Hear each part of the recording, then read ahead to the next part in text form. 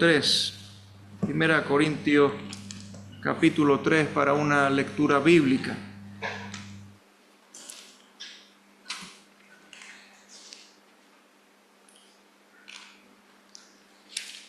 En esta mañana, en la voluntad del Señor y con su ayuda, debemos considerar los versículos desde el 5 al 9, pero para recordar, vamos a leer desde el versículo 1. Entonces, Primera a Corintios capítulo 3, versículos del 1 al 9, para hacer la lectura juntos. Dice así la palabra del Señor. De manera que yo, hermanos, no pude hablaros como a espirituales, sino como a carnales, como a niños en Cristo. Os di a beber leche y no vianda, porque aún no erais capaces, ni sois capaces todavía, pues aún sois carnales. Pues habiendo entre vosotros celos, contiendas y disensiones, ¿no sois carnales y andáis como hombres? Porque diciendo el uno, yo ciertamente soy de Pablo, y el otro, yo soy de Apolos, ¿no sois carnales? ¿Qué pues es Pablo y qué es Apolo? Servidores por medio de los cuales habéis creído, y eso según lo que a cada uno concedió el Señor. Yo planté, Apolos regó, pero el crecimiento lo ha dado Dios. Así que ni el que planta es algo, ni el que riega, sino Dios que da el crecimiento. Y el que planta y el que riega son una misma cosa, aunque cada uno recibirá su recompensa conforme a su labor, porque nosotros somos colaboradores de Dios, y vosotros sois labranza de Dios, edificio de Dios. Hasta aquí la lectura bíblica, y que el Señor bendiga su palabra. Amén. Amén. Y en esta mañana tenemos que considerar esta sección bíblica, hemos dicho de los versículos 5 al 9, que están directamente relacionados con el versículo anterior, con el versículo 4 que acabamos de leer. Porque diciendo el uno, aquí está el problema de los partidismos que había en Corinto, yo ciertamente soy de Pablo, y el otro, yo soy de Apolo, no sois carnales, y este problema del partidismo y de las divisiones eran una evidencia de la carnalidad que tristemente imperaba entre aquellos creyentes. Era necesario entonces sacar a la luz que había un concepto erróneo acerca de los que predicaban la palabra.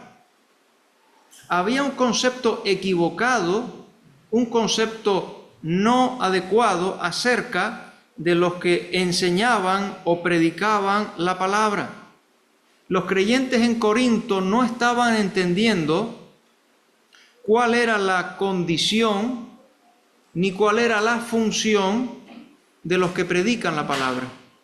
Digo la condición y digo la función de los que predican la palabra.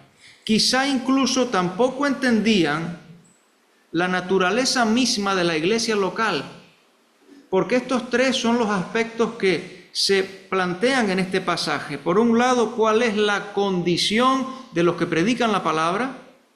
En segundo lugar, ¿cuál es la función de los que predican la palabra?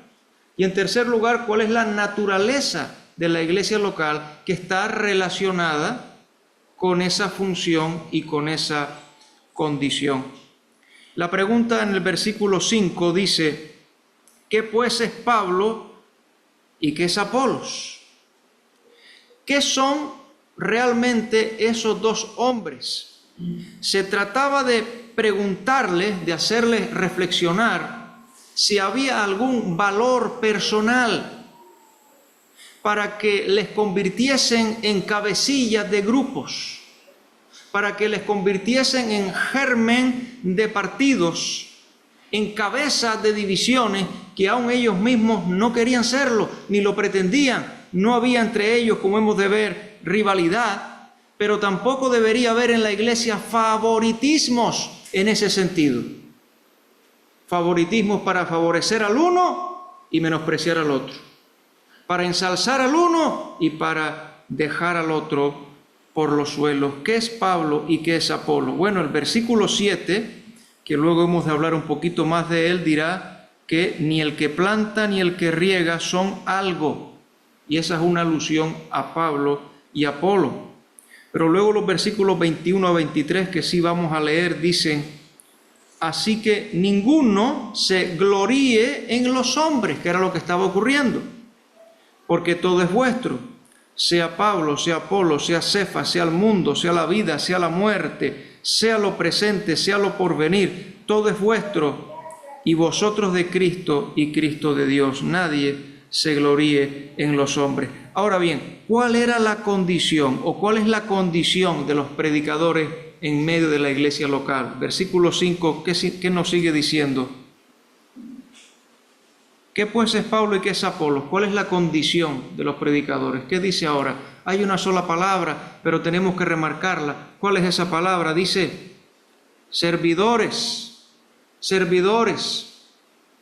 Y aquí es la palabra griega que todos bien conocemos, que es la palabra diácono, usada en una forma general. Se usa para designar a aquel que actúa en servicio de otro. Diácono es aquel que actúa, digo en sentido general, actúa en servicio de otro, una designación desde el trabajo que se realiza. Y es notable que Pablo y Apolos eran meramente o simplemente o llanamente o realmente siervos, servidores. Aquí digo la palabra diáconos, a los que Dios había empleado al servicio de Dios. Servían a Dios sirviendo a los santos. Ahora, ¿a qué servicio se refieren? Cuando dice servidores, ¿a qué tipo de servicio se refiere? El pasaje lo sigue diciendo. Dice, servidores por medio de los cuales habéis creído. Vamos a buscar Hechos capítulo 6, versículo 4. Servidores por medio de los cuales habéis creído. ¿A qué servicio se refiere? Hechos capítulo 6 y versículo 4. Y aquí tenemos de nuevo la misma palabra que estamos buscando, o la misma raíz. En este caso, en lugar de diácono, sería diaconado. Hechos capítulo 6, versículo 4. ¿En qué consiste este servicio? Y nosotros persistiremos en la oración y en el, ahí es la palabra, ministerio, ese es el servicio de la palabra. Esa es la expresión. Así que, por medio de los cuales habéis creído, nos está diciendo que el servicio era la predicación de la palabra de Dios, el ministerio de la palabra, que aquí en Hechos capítulo 6, por cierto, nos destaca que ese servicio va acompañado de la oración, va precedido y va ayudado por la oración. Ahora, Colosenses 1:23,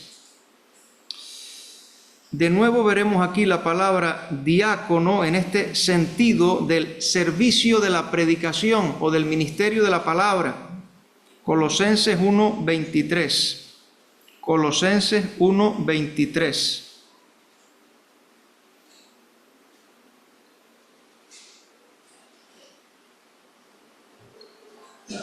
Dice, si en verdad permanecéis fundados y firmes en la fe, y sin moveros de la esperanza del Evangelio que habéis oído, el cual se predica en toda la creación que está debajo del cielo, del cual yo, Pablo, fui hecho ministro. Y esa es la palabra, la misma de servidor. Un poquito más adelante, versículo 25, de nuevo dice, de la cual fui hecho ministro, otra vez la misma palabra, según la administración de Dios que me fue dada para con vosotros. Y miren cómo cumple con ese ministerio, para que anuncie cumplidamente la palabra de Dios.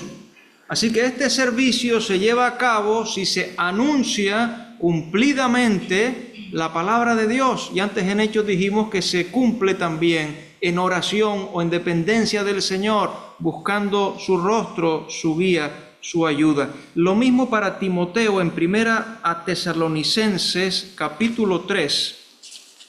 Primera a Tesalonicenses capítulo 3, acerca de Timoteo, se emplea la misma palabra.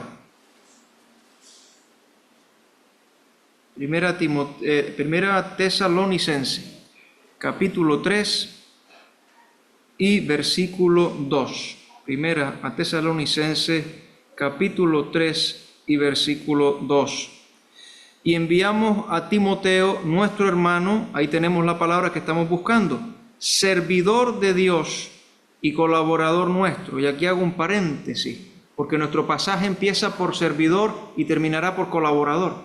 Cierro paréntesis. Servidor y colaborador nuestro en el Evangelio de Cristo, para confirmaros y exhortaros respecto a vuestra fe. Y retornamos a 1 Corintios capítulo 3. Dice ahí, servidor de Cristo. Servidores por medio de los cuales habéis creído. Así que los que predicaron la palabra en Corinto, en este caso se está pensando en Pablo, se está pensando en Apolo, fueron los medios, fueron los instrumentos que Dios usó para llevar a los corintios al conocimiento de Cristo. De tal manera que idolizarlos o idolatrizarlos está mal. Idolatrizarlos es pecado. Como si Pablo o Apolos, en este caso, hubieran sido la fuente de la bendición, cuando la verdad misma es que eran siervos usados por Dios como canales, como instrumentos, como medios, a través de los cuales Dios la impartía, siendo Dios mismo el autor y el dispensador de tales gracias, de tales bendiciones. Sigue diciendo nuestro pasaje, servidores por medio de los cuales habéis creído, y eso según lo que a cada uno concedió el Señor. De tal manera que la tarea que desempeña el siervo es la tarea que le da su Señor. La tarea en la cual se involucra el siervo es la tarea que le es señalada por su Señor. Dice el pasaje, eso según lo que a cada uno concedió el Señor. Y ese cada uno habla individualmente. Por lo tanto, el Señor asigna tarea a cada uno de sus siervos, la tarea que Él asigna a cada uno de los que les sirven. En 2 Timoteo 4, versículo 5, solo lo cito, a Timoteo le he dicho, haz obra de evangelista, y a continuación dice, cumple tu ministerio. Hay un ministerio que cumplir, en el que ocuparse de parte del Señor, según lo que a cada uno concedió el Señor. Y algo similar ocurre con Arquipo en Colosenses 4:17.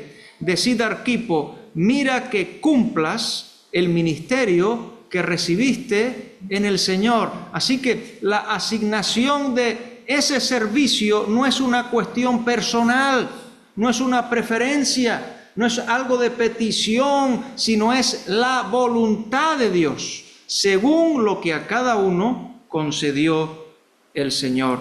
Y para el caso de Pablo y Apolo, en Corinto, a continuación tendremos que ver que se expresa cuál fue la tarea que Dios dio a cada uno, el cometido que Dios concedió, que el Señor concedió a cada uno de estos sus siervos, porque en primer lugar estamos diciendo que la condición de los predicadores es la de siervo del Señor, y como siervos son instrumentos en las manos del Señor y son también canales de bendición, siéndoles asignada la tarea que deben desempeñar.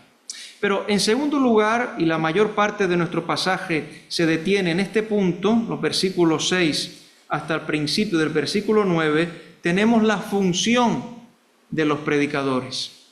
¿Cuál es la función de los predicadores? Pues a continuación, en esta porción, tenemos una primera función de los predicadores. Digo primera porque hay una segunda función. La primera está en los versículos 5 a la primera parte del 9, en la cual vemos a los predicadores como agricultores que tienen que trabajar en un campo de labor. Pero luego hay una segunda función que no la podremos ver hoy, que está desde los versículos 10 hasta el versículo 17, que tiene que ver con los predicadores como constructores o como obreros de una casa espiritual, de un edificio. Vamos entonces a hablar brevemente de los predicadores como agricultores. Pero hemos de decir antes de iniciar este segundo punto, que en estos versículos siempre vamos a ver el contraste de dos facetas o de dos perspectivas, y que no podemos olvidar estas dos facetas o estas dos perspectivas, porque por un lado en estos versículos 6 al 9 vamos a ver cómo se habla del ser humano, pero se habla de Dios siempre. Se habla de que hay una tarea humana, pero se habla de que el poder, de que el éxito, de que cuanto podamos nosotros realizar ha de ser con la guía, con la bendición, con la eficacia, con la productividad que viene de lo alto, que viene de Dios. Y aquí recordaba yo algunos versículos como ese de Juan capítulo 15, versículo 5, separados de mí, dice el Señor Jesucristo, nada podéis hacer. Y un pasaje que sí quisiera leer es el Salmo 90, lo leamos todos juntos, Salmo 90, versículos 16 al 17. Salmo 90, versículos 16 al 17.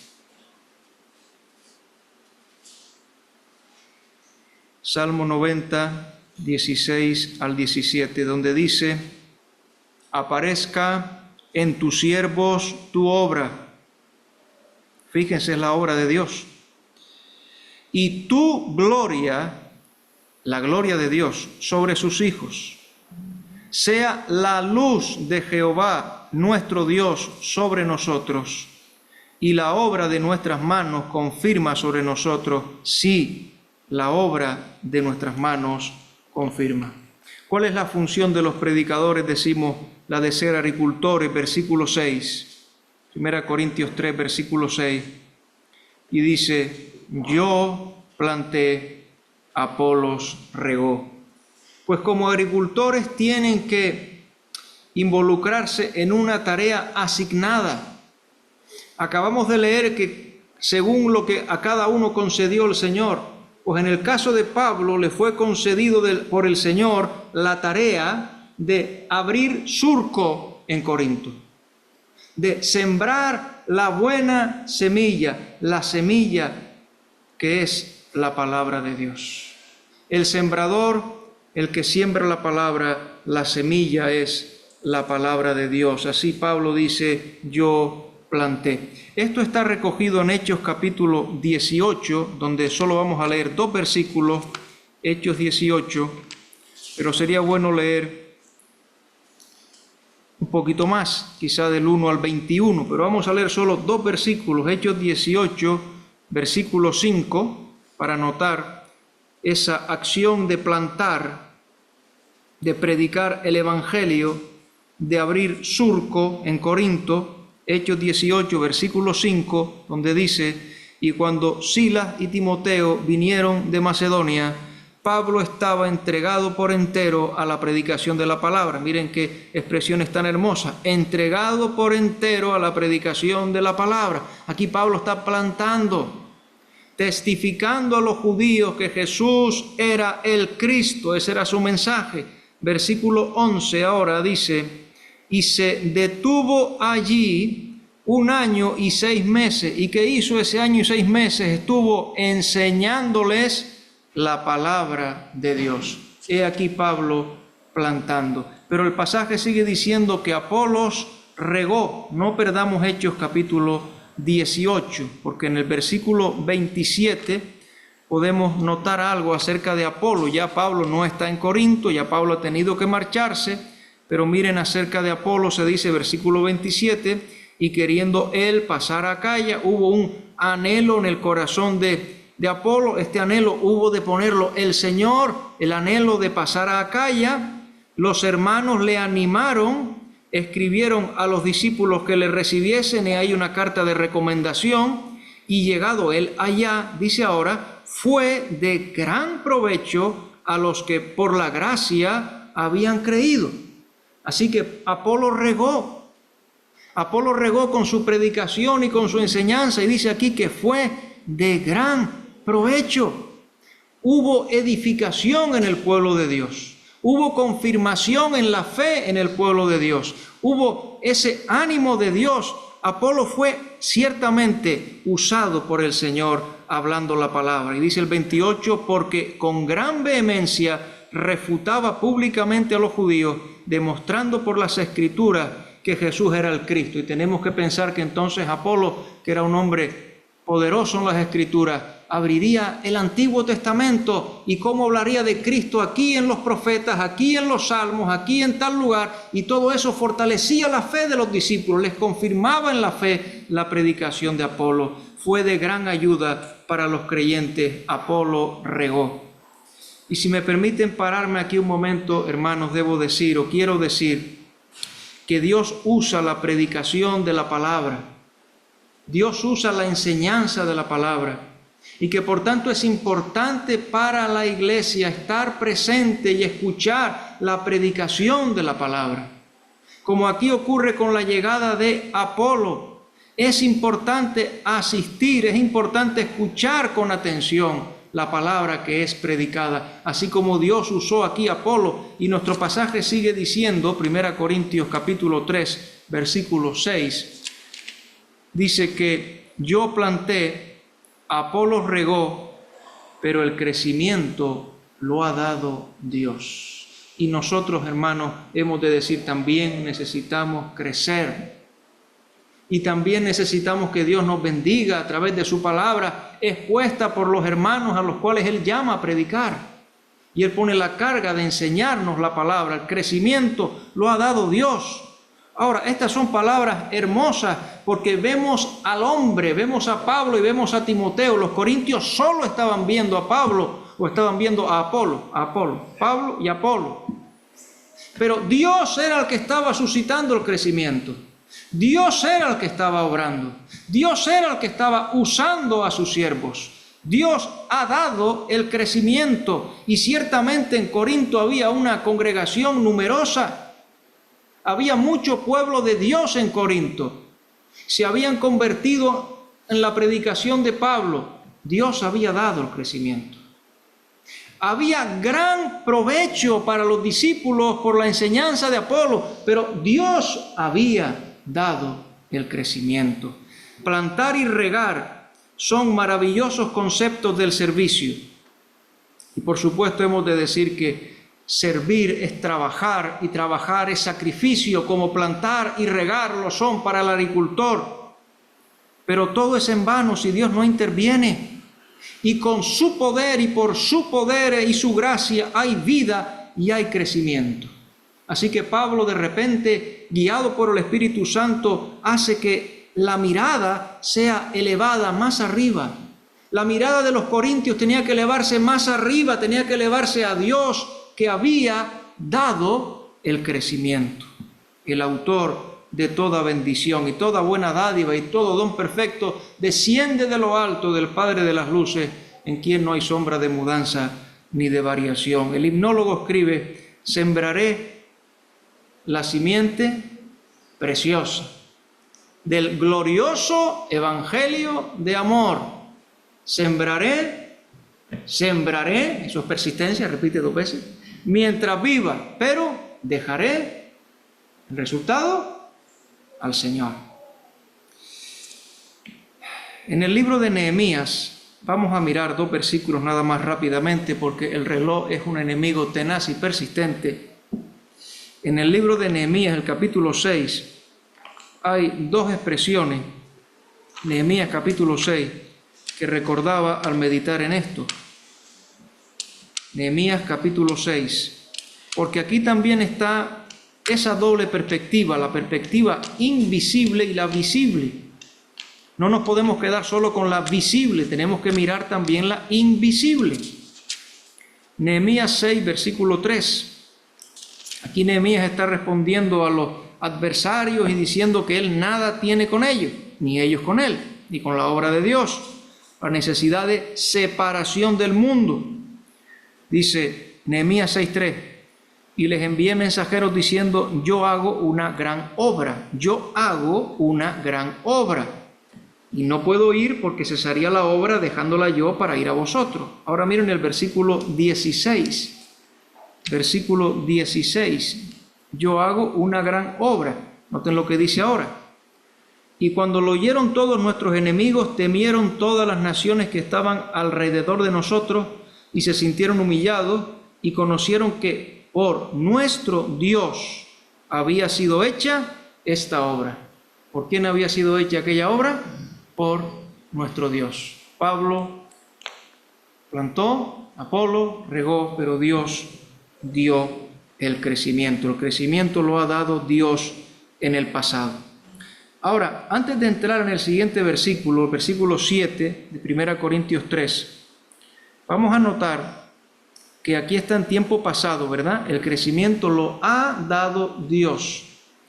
Ahora, veremos después en el versículo 7 que aparece a continuación en tiempo presente. El crecimiento lo da Dios. Lo veremos justo a continuación. Ahora, tenemos que decir entonces, como agricultores, los predicadores se ocupan en las tareas que les son asignadas por Dios. En segundo lugar, deben trabajar como agricultores en humildad. Miren la primera parte del versículo 7. Deben trabajar en humildad. Así que ni el que planta es algo, ni el que riega. Ni el que planta es algo, ni el que riega. Algunos comentaristas cuando llegan a este versículo dicen que esta es la respuesta más clara a la pregunta ¿qué es Pablo y qué es Apolo? Porque dice, ni el que planta es algo, ni el que riega. ¿Qué es Pablo? ¿Qué es Apolo? Nada. Pues las doctrinas que predicaban no eran suyas. ¿Qué es lo que predicaban? La palabra de Dios. Las doctrinas que predicaban no eran suyas. El poder que daba éxito a su predicación no era suyo, era el poder de Dios. No eran nada y por tanto una completa insensatez en elevarlos a jefes de partidos y oponerlos unos con otros. En este sentido, el siervo tiene poca importancia y es importante reconocer la insignificancia propia en vista de la grandeza del Señor.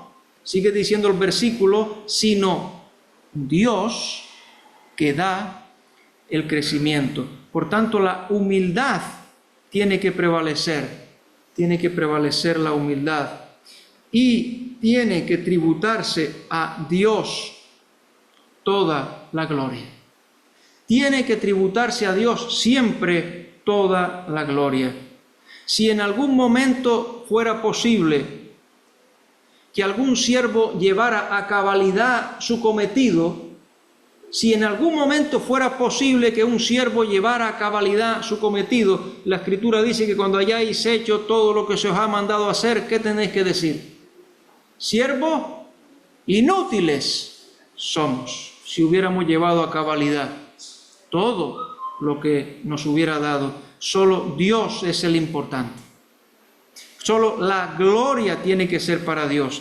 Suya es la semilla, la tierra, los obreros y el producto.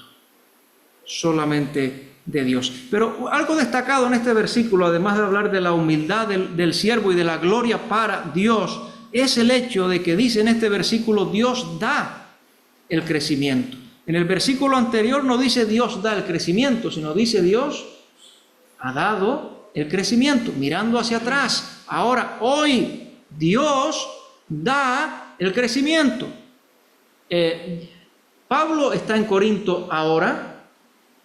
¿Cuál es nuestra respuesta? No, Pablo no está en Corinto ahora. ¿Apolo está en Corinto ahora? Nuestra respuesta es no, Apolo no está en Corinto ahora. Pero el crecimiento que hay hoy en la asamblea en Corinto sigue siendo hoy por la acción y por la operación de Dios. Lo fue ayer y lo es hoy. Y esa también es una esperanza para nosotros, decir, no solo Dios bendijo Corinto con el crecimiento de los santos allí, sino Dios puede hoy bendecirnos a nosotros, porque Dios hoy es el que da el crecimiento. Lo dio en el pasado y lo da hoy. Alguien dijo, la actividad de los siervos comienza y acaba, pero la de Dios sigue continuamente, porque dice ahí en presente, Dios da el crecimiento. Tercero, es preciso que como agricultores los predicadores trabajen en unanimidad, trabajen con un solo corazón. Miren el siguiente versículo. Dice, y el que planta y el que riega son... Los corintios habían puesto rivales, competidores, enemigos. Habrían puesto algo así. No, ¿qué dice? ¿Qué son? Una misma cosa. Si queremos traducirlo en una palabra, podríamos decir son uno.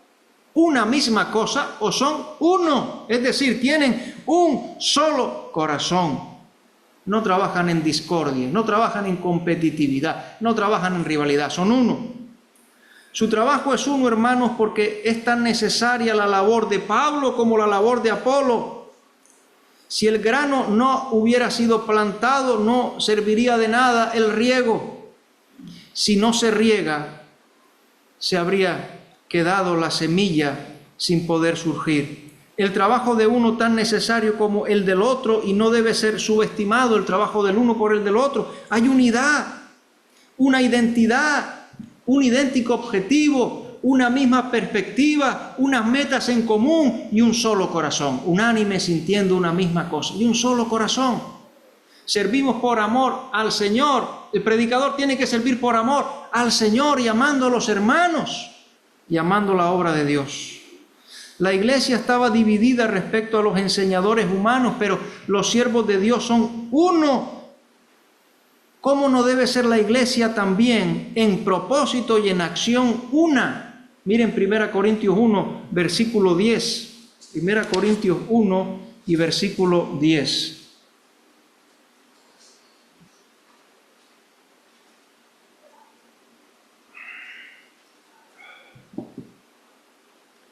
Os ruego, hermanos, por el nombre de nuestro Señor Jesucristo, que habléis todos una misma cosa y que no haya entre vosotros divisiones, sino que estéis perfectamente unidos en una misma mente y en un mismo parecer. Y decíamos cuando leíamos este pasaje que aquí no es la unidad del cuerpo, porque la unidad del cuerpo es una realidad invisible y es una realidad indestructible, y todos formamos parte de un cuerpo, y eso no admite rotura. Pero está hablando aquí de la unidad de propósito y de acción que debe haber en la iglesia local, que es una unidad visible, que es una unidad que ayuda al testimonio, que es una unidad que ayuda al testimonio, pero que glorifica el nombre de Cristo, porque Cristo es nuestro único Salvador y hemos de expresar en Él nuestra comunión fraternal. Qué trágico es cuando los cristianos comparan a los predicadores, a los evangelistas, a los enseñadores de la Biblia, como la gente del mundo lo hace con su actor favorito, con su cantante favorito, con su político favorito, como lo hacían con los filósofos de la Grecia clásica. Y yo soy de este, y yo soy de aquel, y si yo soy de este, te miro mal a ti porque eres de aquel. No, hermano, eso no debe existir jamás en la iglesia del Señor. Donde 1 Corintios 1:10 que hemos leído dice que estéis perfectamente unidos, tiene que ver con restaurar o con arreglar cualquier fractura o cualquier rotura. Es la idea de los marineros que remiendan las redes que están rotas. Es la idea del médico que hay un hueso dislocado y lo pone en su lugar. Y eso tiene que ocurrir también en la iglesia local. Ahora, estamos diciendo que, capítulo 3, los predicadores como agricultores trabajan en la tarea asignada, que trabajan en humildad, pues le dan toda la gloria a Dios, que trabajan con unidad de corazón, con un mismo corazón, pero hay alguna distinción aquí. Y miren cómo la segunda parte del versículo siempre mira a Dios y nos hace elevar la mirada a Dios. Dice versículo 8, segunda parte, ¿qué dice? Aunque cada uno recibirá su recompensa conforme a su labor. Así que son uno, pero con distinta recompensa. Son uno, pero con distinta recompensa. Miren, esta recompensa tiene un carácter individual porque dice cada uno, y cada uno es responsable delante de Dios. Número 2, esto habla de una realidad futura. El verbo es recibirá. Imagínense que hubiera aquí algún profesor de lengua, estaría haciendo notar que hubo un verbo en pasado, porque Dios ha dado el crecimiento, ¿verdad? Que hay un verbo en presente, porque Dios da el crecimiento, pero hay un verbo ahora ¿en qué? En futuro, y parece que guiado por el Espíritu Santo, Pablo nos está dando una perspectiva de toda la vida del predicador. Toda la vida del predicador. Recibirá en el futuro. Recibirá en el futuro. Cuando ante el tribunal de Cristo todos tenemos que comparecer, todos los creyentes tenemos que comparecer ante el tribunal de Cristo para que cada uno reciba según lo que haya hecho mientras estaba en el cuerpo, sea bueno, sea malo, y ese es un tribunal de galardones o de recompensa. Cada uno recibirá su recompensa. Miren el versículo 14 de este mismo pasaje, 3:14. Si permaneciere la obra de alguno que sobreedificó, ¿qué dice ahora? Recibirá recompensa. Y aquí leía un comentarista que decía, quizá con palabras duras, pero seguramente reales, que puede ser que aquí abajo reciban poco o demasiado de los hombres. A veces reciban poco y a veces reciban demasiado. Pero la recompensa de vida de parte de Dios es segura y será justa, por ingratos que pudieren ser los hombres. Pero ¿cuál será el criterio de valoración para esa recompensa? ¿Cuál será el criterio de valoración? Dice el versículo, conforme a su labor. ¿Eso quiere decir conforme al éxito de su trabajo? Evidentemente no. Ya hemos dicho que el crecimiento lo ha dado o lo da Dios. No es el éxito del trabajo el criterio. Eso depende de Dios mismo. Dice conforme a su popularidad. No, ese tampoco es el criterio. Ni a su fama, ni a su aceptación. Dice conforme a su labor. Y eso se refiere al trabajo duro, al trabajo perseverante, al trabajo tenaz, al trabajo hecho con pureza de intenciones, al trabajo hecho sin doblez, al trabajo hecho para el Señor. Cada uno recibirá su recompensa según su propio trabajo y Dios será justo en calibrar cómo fue ese trabajo. Hebreos 6:10 dice, porque Dios no es injusto para olvidar vuestra obra y el trabajo de amor que habéis mostrado hacia su nombre, habiendo servido a los santos y sirviéndoles aún. Todo trabajo llevado a cabo para el Señor será plenamente recompensado. El himnólogo escribió, obra con amor, con fe y constancia. ¿Recuerdan que dice después? Tus trabajos premiará, tus trabajos premiará. Entonces trabajan en la tarea asignada, trabajan en humildad, trabajan en unidad de corazón. Y finalmente dice la primera parte del versículo 9 que trabajan en equipo. Trabajan en equipo. Versículo 9 dice, porque nosotros somos colaboradores de Dios. Y hacemos notar aquí que hay un contraste en el versículo 9. Hay un nosotros y hay un vosotros. De tal forma que la expresión colaboradores de Dios aquí no se refiere a toda la iglesia, se refiere a los que ministraban la palabra. Dice nosotros, colaboradores de Dios, vosotros, que veremos después, labranza de Dios, es decir, la iglesia. Nosotros se refiere aquí a Pablo y a Apolos. Y la expresión colaborar significa trabajar con otro, o trabajar juntamente con otro. Ellos trabajaban juntos, Pablo y Apolos, bajo la dirección de Dios. Y hemos dicho que no eran rivales, sino cooperantes, trabajaban en equipo, eran conjuntamente siervos de Dios. Alguien sintetiza aquí, llegado a este punto, de esta manera: trabajamos juntos, eso es colaboradores, en esa obra que Dios nos ha dado para hacer. Esperamos todo nuestro éxito de Él y remitimos todo a su gloria. Pero en último lugar, hemos de mencionar, ya llegados al final de nuestra porción, en lo que nos resta del versículo 9, ¿cuál era el campo de labor de los predicadores? Porque la Escritura menciona aquí ahora en breves palabras, pero claras palabras, cuál era el campo de labor de los predicadores. Dice a continuación el versículo: y vosotros sois, dice, labranza de Dios. Este es el campo de labor. La asamblea, un campo de labor en el cual hay crecimiento, en el cual hay fruto. La palabra labranza significa una tierra labrada, significa un campo cultivable.